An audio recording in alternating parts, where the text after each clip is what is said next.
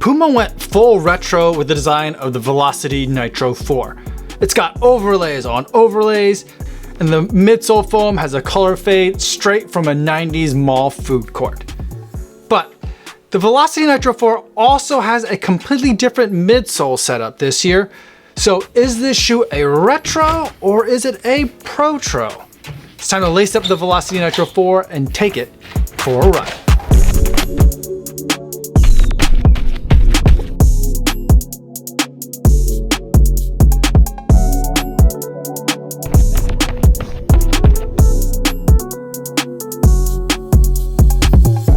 Yo, what's going on? My name is Kofuzi and I'm a non-elite runner who reviews running shoes here on YouTube. And today I want to talk to you guys all about the Puma Velocity Nitro 4. But before I give you my thoughts on this shoe, I do want to go over some disclosures. This is a pair of shoes that Puma sent to me for the purpose of review, so I did not have to pay for these shoes. However, nobody's paying me to make this video or to include their brand in this video, and no one's going to get a chance to preview any of my footage or my thoughts before you guys get a chance to see this video on YouTube. So with that disclosure out of the way, let's talk about the Velocity Nitro 4, and let's start with the specs. Even though it looks really tall this year, Puma tells me that this is a 36mm stack height shoe with a 10mm drop, meaning that there's 26mm of stack height in the forefoot. And this year, one big change is that they're using all a nitro foam in this shoe. In last year's Velocity Nitro 3, we had nitro foam and we also had an EVA base layer underneath it to stabilize the entire experience. This year, they switch up the foam that they're using. The nitro foam in this shoe is aliphatic TPU. Now, we've seen aliphatic TPU used across a variety of brands, although I think Puma is one of the first to really embrace it as a race caliber product. It's in their Nitro Elite 3, it's in their Fast R3, and it's in the Velocity Nitro 4 as well. But before you get too excited, know that it's been tweaked a little bit. So it's not quite the race caliber aliphatic TPU that we've seen in those other high-end shoes, but it has been modified a bit so as to make it more suitable for the intended task of being a daily trainer and not a race shoe. And that formulation makes it so that they don't have to have that EVA base layer underneath. Now, protecting this new foam is Puma's Puma Grip, a material that people have been loving. It's not only highly durable, but it also is nicely grippy, and you're getting almost full rubber coverage on the bottom of the shoe. There is just that one little space underneath the arch where there is some exposed foam. Now, moving to the upper, there's where we're seeing a lot more detail, and I think Puma kind of always lets itself have a little bit more fun when it comes to designing the Velocity, because yes, it's a daily trainer, but a lot of times daily trainers also get some lifestyle use as well.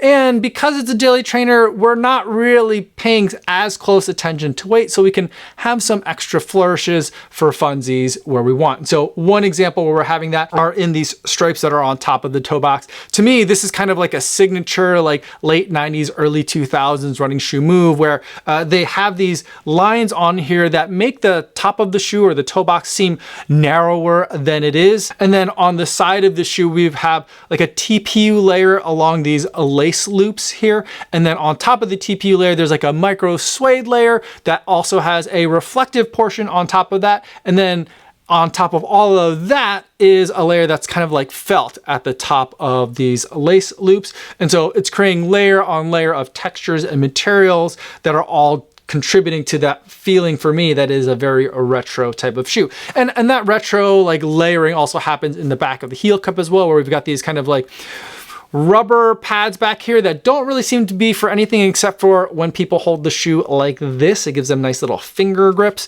but we've got a layer of TPU, and then on top of that, this kind of like rubbery, plasticky layer that's on top of it, which has speed holes on the one side and then a Puma logo on the other, and that's ending in a Puma cat logo engulfed in some flames, because we all know flames make things go faster. So we've got kind of a lot of like 90s, 2000s elements all coming together in this shoe, with the crowning piece of all this being this blue to seafoam green color fade in the midsole. Now, even with all of those retro accents, I still feel like we're getting a very modern material in the upper. It's relatively breathable and it's not too heavy.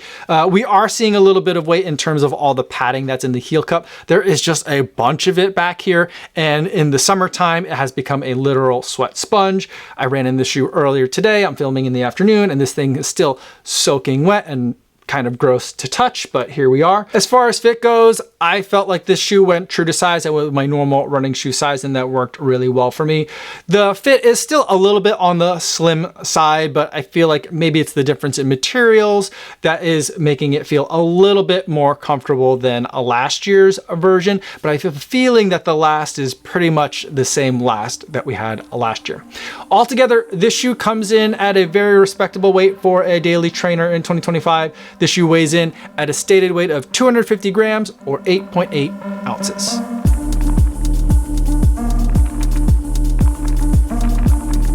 Now that we talked about what this shoe is like on paper, let's talk about what this shoe is like on the road. The updated foam in the Velocity Nitro 3 is nicely cushioned, especially in the heel. I think this like Zoidberg like bubble pattern that's in the back of the shoe really emphasizes that it's meant to be a big crash zone. So for those of you who are heel strikers, you're really gonna feel the softness that a TPU can provide. And I think as you go and roll in towards the forefoot, or if you're a midfoot and forefoot striker, you're gonna find that the forefoot isn't quite as soft as some shoes that I tend to prefer. I really like very dynamic, super squishy shoes that compress and decompress, and then there's a lot of movement of the foot through the foam. You're not exactly getting that here. I feel like the foam is a bit more on the firm side, but the plus side of that is that the foam is nicely responsive. You're getting a really nice and pleasant bounce out of the front of this shoe. And while this shoe is certainly comfortable for a lot of just daily training, everyday easy miles, and some long runs as well, I think that because of that responsiveness in the forefoot, because of that kind of pinginess that this material has in the forefoot, it can be used for strides, but also it can be used for some early season fartleks where you want to be running faster, but maybe aren't ready to break out the carbon quite yet. So there's quite a bit of pace versatility in this shoe. And I think that the shoe can also double really nicely as a lifestyle shoe as well. The puffiness that I don't like because it is a literal sweat sponge is very comfortable in terms of step and comfort. And when you're walking, you are spending a lot more time either on the heel or going from heel to toe as you are walking rather than running, even for people who might be forefoot strikers. And so you're getting the full effect of all that foam in the heel, and it's compressing really nicely for a walking ground contact time as well. So it can work as a fun daily trainer, but it can also double as a fun lifestyle shoe.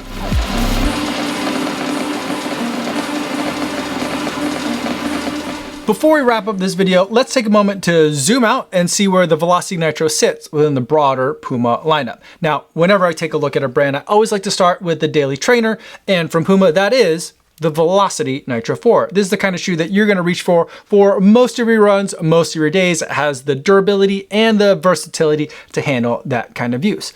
But what about days where you do want a little bit more cushion and you want to be a little bit nicer to the body? That's where a max cushion shoe can come in. And like normally, I think that it should be the Magnify, and they're on Magnify Nitro 3. I've never reviewed the Magnify. I did just recently ask Puma to send me a pair so I can finally test one out. But that would normally sit as that max cushion shoe, the kind you take for recovery runs or for longer runs. But they also have the Mag Max, and that is a shoe that I have tested. And while this shoe can be used in some other kinds of ways as well because it is so light and airy, even though it is a very big shoe. I've been using it as a max cushion shoe in a Puma rotation. It's got a bunch of comfort to it. It's really squishy in the forefoot, but it's still also light and springy enough that you could wear it for a really long time, and it's a lot of fun. And then for your race day, one shoe from Puma that you could use is a shoe that uses that aliphatic TPU, but the race version of aliphatic TPU. And this is the Nitro Elite 3. It's got a carbon fiber plate. It's ultra lightweight. It's really fun for running fast. Now for days where you want something that's a little bit lighter and faster than your race day shoe, but it's not quite a race, there's a category of shoe called the tempo shoe or the session shoe or the workout shoe. And Puma has a really great example of this. This was my shoe of the year overall last year, and also the year before that in the prior version of the shoe. This is the DV8 Nitro 3. And so this shoe has a carbon fiber plate in it and it has updated foams in it that are race ready, but it also has a good healthy amount of Puma grip on the bottom for traction and durability. And it has an upper that's built more like a daily training upper. Some people use it as a daily trainer, but I really reach for it on days where I've got a longer workout on the road and maybe I don't want to reach for my carbon plated racing shoe yet. And so this is one way to line up the Puma lineup. But there are also some substitutions that we can talk about as well. And the first one we'll talk about is a substitution potentially for the Velocity, and that is the Forever Run 2.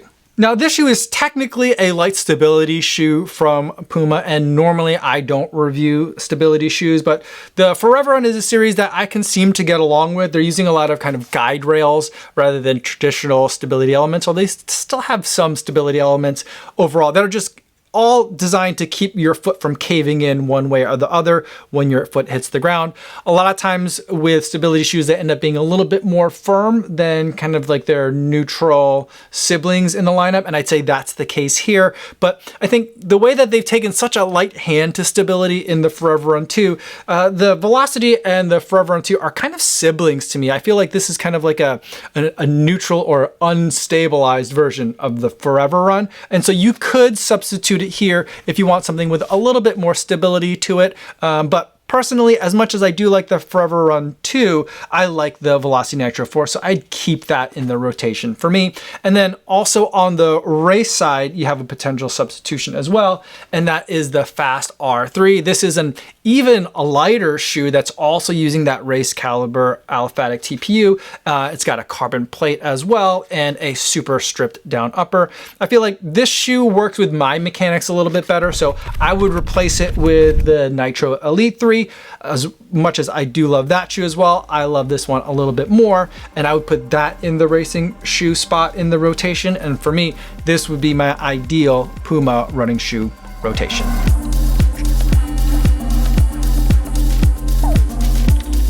Now let's wrap up this video by going over the buying guide, and we'll also discuss some alternatives. The Puma Velocity Nitro 4 is an upgrade that injects some character into a daily trainer from Puma that previously looked decent enough but lacked a little bit of personality.